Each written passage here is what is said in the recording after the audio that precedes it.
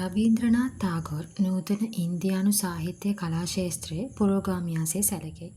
බෙන්ගාලි ජාතිකයෙකු වන ටාගෝර් සැලකුණුයේ ඉන්දියානු අනන්‍යතාවේ සංකේතයක් වශයෙනි. බෙන්ගාලි සාහිත්‍ය හා සංගීතය එහි නූතන යුගයට ඔසවා තැබීමෙහිලා ටාගෝර්ගේ දායකත්වය විශේෂයෙන් වැදගත් වේ. ඉන්දියානු කලාවන් නූතනත්වය කරා යොමු කිරීමද ඔහුගෙන් ඉටු වූ වැදගත් මෙහෙවරකි. නූතන අත්දැකීම් ප්‍රකාශ කිරීමට යෝග්‍ය පරිද්දෙන් භාෂා ව්‍යවහාරය සකසා ගැනීම කෙරෙහි ටාගෝර්ගේ දායකත්වය අගය කෙරේ. සාහිත්‍යය සඳහා නොබෙල් ත්‍යාගය දිනාගත් ප්‍රථම ආසියාතිකයා වන්නේ රබීන්ද්‍රනාත් ටාගෝරය. බහුභාෂක රාජ්‍යයක් වන ඉන්දියාව සිය ජාතික ගීය වශයෙන් පිළිගෙන ඇත්තේද රබීන්ද්‍රනාත් ටාගෝර්ගේ නිර්මාණයකි. බෙන්ගාලි බසින් මෙතුමාගේ නම රබීන්ද්‍රනාත ටකූර යනුවෙන් ව්‍යවහාර කෙරේ. 1861 වැන්නේ මැයි මාස 7 වැනි දින රබීන්ද්‍රනාත් ටාගෝර් මෙලොව උපත ලද්දේය. ඔහුගේ මුත්තණුවන් වූ ද්වාරකානාත් ටාගෝර්ද පියාණන් වූ දේවේන්ද්‍රනාත් ටාගෝර්ද එවක ඉන්දියාවේ ඇති වූ ආගමික සමාජීය හා දේශපාලනික ව්‍යාපාරවල පුරෝගාමී වූහ. සමාජ ප්‍රගතියට බාධා පමුණුවන අචීර්ණ කල්පිත මතවාදවලින් සකස් වුණු සමාජ සංස්ථාවලට එරෙහි වූ ඔහු විදේශීය සිරිත් විරිත් මගින් දේශීය සංස්කෘතිය විනාශයට යෑමද නොවී ඉවසූහ. රබීන්ද්‍රනාත් ටාගෝර්ගේ ජීවන දර්ශනය සැකසූ පසුබිම එබඳු විය. කාල දේශ සීමා ඉක්මවා පෙර අපර දෙතික එක්කල මහා පුරුක බවට ටාගෝර් පත් වූයේ එහෙයිනි. මෑත යුගයේ විවිධ කුසලතා එක්තැන් වී සැකසුණු මහා පෞරුෂත්වයකින් හෙබි පුද්ගලයෙකු වූයේ නම් ඒ රබීන්ද්‍රනාත් ටාගෝරය. පාඨමාලා අධ්‍යාපනය නොවිසූ නිසා ඔහු නිවසේදීම ඉංග්‍රීසි හා සංස්කෘත භාෂා දැනුමක් ලැබිය. ලාබාල වියහිදීම ඔහු කියවූ පොත් අතරෙහි රාමායනය, කාලිදාසගේ නාට්‍ය, ගීත ගෝවින්දය මෙන්ම ෂේක්ස්පියර්ගේ ශෝකාන්ත නාට්‍යද විය. 17 වන වියෙහි වැඩිදුර අධ්‍යාපනය සඳහා එංගලන්තයට යෑමට පෙර ඔහු කවි කහානී කවියාගේ කතාව නම් කෘතියද භග්න හෘදය නම් නාට්‍යද පළකොට තිබිණි. එංගලන්ත අධ්‍යාපනයෙන් පසුව සිය රටට පැමිණි ඔහු බානු සිංහ යන නමින් භක්ති ගීත රචනා කළේය. 1882 දී පළ කළ සන්ධ්‍යා සංගීත නම් කෘතිය කවියෙකු වශයෙන් ටාගෝර්ගේ ප්‍රසිද්ධිය තහවුරු කළේය. 1883 දී පළ වූ ප්‍රභාත් සංගීත් ඒ මගෙහිම ගිය තවත් කෘතියකි. විචාරකයන්ගේ අවධානයට ලක් වූ ඔහුගේ ප්‍රථම නාට්‍ය වූ සොබා දහමේ පළිගැනීම පසුකාලීනව ඔහුගේ දර්ශනය සැකසූ මඟ පෙන්වයි. ආත්මයේ විමුක්තිය ලබාගත හැක්කේ ආදරයෙන් පමණකි යන දහම ඔහු එයින් ප්‍රකාශ කරයි. ඔහුගේ කෘති අතුරින් වඩාත් පරිසමාප්ත කෘතිය වන්නේ මානසී බව ඇතැම් විචාරකයෝ පවසති. 1890 දී ශෙලීදාවේ සමින්දාර් වශයෙන් පද්මා නම් ගඟෙහි නිතරම ඔරුමගින් ගමනෙහි යෙදීමට සිදුවීම ඔහුගේ ජීවන දර්ශනය පුළුල් කළ අත්දැකීමක් විය. බෙන්ගාලි ජනජීවිතය හඳුනා ගැනීමට අවස්ථාවක් ලැබීමද ඔහුගේ දර්ශනයට දැඩි ලෙස බලපෑ බාවුල්වරුන් හමුවීමද සිදු වූයේ මේ ගමන්වලදීය. රදළ පවුලක කුමාර සම්පත් ඇතිව වැඩුණද සාමාන්‍ය ජනතාව හා එක්වන් වීමට ඔහුට හැකි වූයේ ඒ නිසාය. අසරණයන්ගේ ජීවිතය ඔහුගේ සානුකම්පිත දෘෂ්ටියට ලක්විය.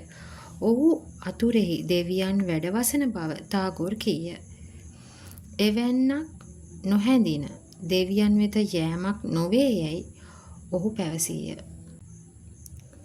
දොරකවුළු හැම වැසුණු දෙවොලක කාටදෝ මේ පුදන්නේ දෙනෙත් විදහා බලනු මැන ඔබ දෙවිඳු අභියස නොවන්නේ.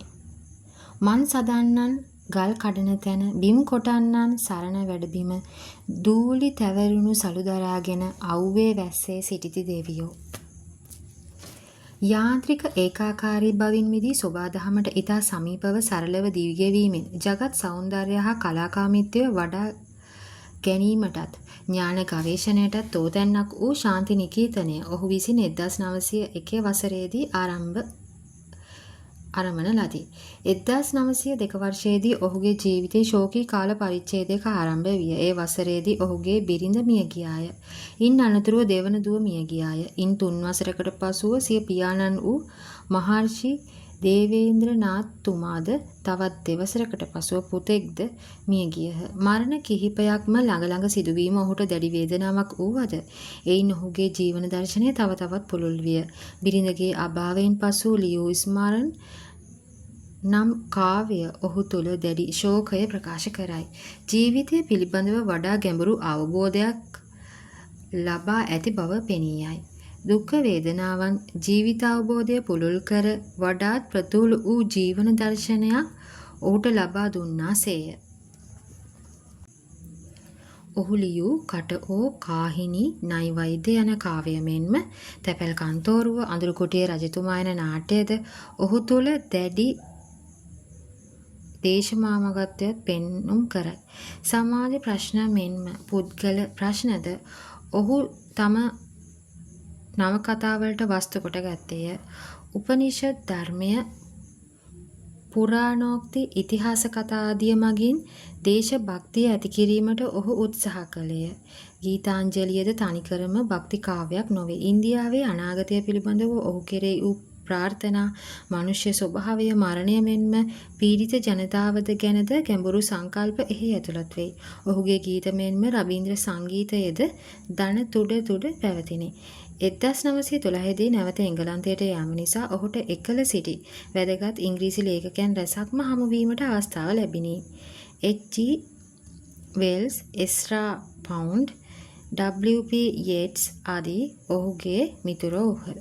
ටාගෝර් ගීතාංජලියේ ඉංග්‍රීසි පිටපත සකස් කළේ මේ කාලයේදීය. ඉංග්‍රීසි ලේඛකයෝ මේ කියවා බලා බලවත් ප්‍රසාදය දැක්වූහ. එංගලන්තයේ සිට ඇමරිකාවට ගිය ටාගෝර් චිකාගෝ හා හාවර්ඩ් විශ්වවිද්‍යාලවල පැවැත් වූ දේශන දාර්ශනික කරුණු වලින් පරිපූර්ණ විය. ඒවා පසු කලෙක සාධනා නමින් සංග්‍රහ කෙරිණි. 1913 වර්ෂයේ ඔක්තෝබරයේදී ආපසු ඉන්දියාවට පැමිණීමෙන් මාසකට පසු රබීන්ද්‍රනාත් ටාගෝර්ට සාහිත්‍ය පිළිබඳ නොබෙල් තෑග්ග හිමි විය.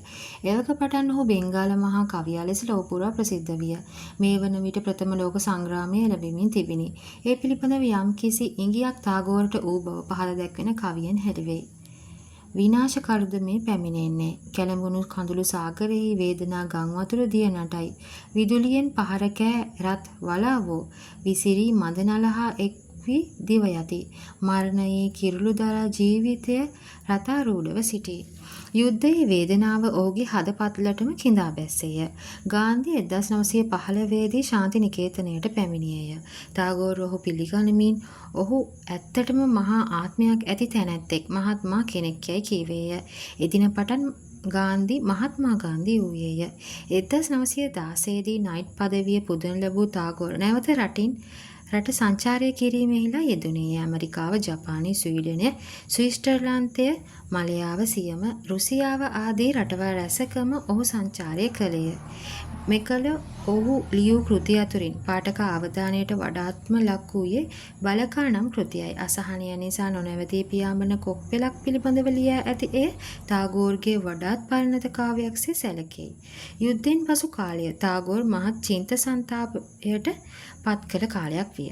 ඔහු තම නයිට් පදවිය අත්හළේය. ඒ නම්බු නාමය අත්හරිමින් ඉංග්‍රීසි ආණ්ඩුකාරවරයාට යැවූ ලිපිය ඔහු තුළ පැවති අභිමානයක්, දේශමාමකත්වයක් පෙන්වයි. ඔහුගේ ඊනියා නොවැදගත්කම නිසාම මනුෂ්‍යත්වයට නොගැලපෙන මදි පුංචිකම් වලට භාජනය වීමට සිදුවන මගේ රටවැසියන් සමග කිසිදු බාහිර විශේෂත්වයකින් තොරව එක්ව සිටීමට මම කැමැත්තෙමි යැයි ඔහු පැවසීය.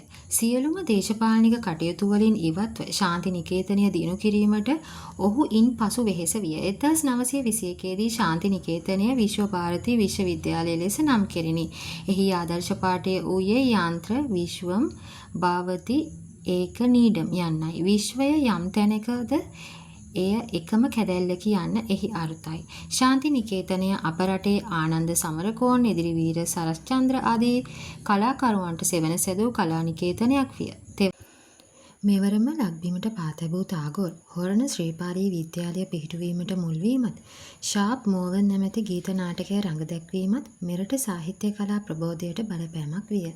රටවල සංචාරයේ යෙදුණු ඔහු 1930දී ඔක්ස්ෆර්ඩ් විශ්වවිද්‍යාලයෙහිදී දේශන මාලාවක් පැවැත්වීය. The Religion of Man මනුෂ්‍යයාගේ ආගම යනුවෙන් සංග්‍රහ වූයේද ඒ දේශනයි. 1931දී රබීන්ද්‍රනාත් tagore 70 වන ජන්මෝත්සවය ඉතා ඉහළින් පැවැත්විණි. ඒ සඳහා සම්පාදනය කරන ලද උපහාර ග්‍රන්ථය The Golden Book of Tagore. ටාගෝර්ගේ රන් පොත නම් විය. එයට ලිපි සැපයුවන් අතර ජවහර්ලාල් නේරු, මහත්මා ගාන්ධි, බර්ටන් රසල්, අයින්ස්ටයින් ආදීහුද වූහ. කල්කටාවේ පැවැත්වීමට නියමිතව තිබූ උත්සවය අත්හිටුවීමට සිදු වූයේ මහත්මා ගාන්ධීගේ උපවාසය නිසාය. ටාගෝර් කල්කටාවේ සිට පූනා නගරයට ගොස් ගාන්ධි හමුවීමට ගියේය. එහි ළඟා වන විට දේශපාලනික තත්ත්වය වෙනස් වී තිබිණි. උපවාසය හමාර කිරීමට කරන ලද ඉල්ලීමට ගාන්ධි එකඟ විය. ටාගෝර් අතින් ගාන්ධි දොඩම් විෂ බඳුන පිළිගත්තේ. දුටුදෑ බොහෝය මා දැස එහෙත් ඒවා වෙහෙසට පත්ව නැත. ඇසූදෑ බොහෝය මා සවන් එහෙත් ඒවා තවත් දෑ ඇසීමට පිපාසයන් පෙළෙයි. ඒ හැත්තෑවියෙහි වූ ටාගෝර් පැවසූ වදන්ය. එලෙසමද ඔහු නැවත සංචාරයේ යෙදින් 1934දී ලංකාවට පැමිණි ගමන ටාගෝර්ගේ අවසාන විදේශ සංචාරය විය. 1940දී ඔක්ස්ෆර්ඩ් විශ්වවිද්‍යාලයේ ශාන්ති නිකේතනයෙහි විශේෂ උත්සවයක් පවත්වා සාහිත්‍ය පිළිබඳ ආචාර්ය උපාධියක් මහා කවි ටාගෝර්ට පිරිනැමීය. එය එතුමා සහභාගී වූ අවසන් උත්සවය. ඉන් මද කලකට පසු එතුමා අසනීප විය. අසනීපෙන් සිටියදීද ඔහු කාව්‍ය ප්‍රබන්ධ දෙකක් කළේය. 1941දී ටාගෝර්ගේ 80 වන ජන්මෝත්සවය සරල අන්දමින් පවත්වන ලදී. එසමයෙහි දෙවන ලෝක යුද්ධය පැතිරෙමින් තිබිණි. ටාගෝර් බටහිර ලෝකය පිළිබඳව චෝදනාත්මකව කෘතියක් පළ කළේ ශිෂ්ටාචාරයේ අර්බුදය නමිනි. 1941 වැන්නේ ජූලි මාස තදබල ලෙස රෝගාතුර වූ එතුමා අගෝස්තු මාස 7 වන දින මිය ගියේය. අවසන් කටයුතු අවස්ථාවේ එතුමා විසින් සකසන ලද ගීයක් පසුබිමින් ගායනා කරන ලදී. අභියසවේ සාමයේ සාගරය නාවිකය දියත් කර හරිනු මැනෝරුව සදා මා සුහදායෝබ අපරිමිත මහා පතය ඉදිරියේ දිලෙනු ඇත ද්‍රවතාරකාව විමුක්තියේ දායක යානනේ ඔබේ සමාගුණ මහා කරුණා ගුණ නිමා නොවේ කිසිදා අනන්ත වූ මේ ගමන් මග දිගේ බිඳී ඒවා ලොවේ බැමි හැම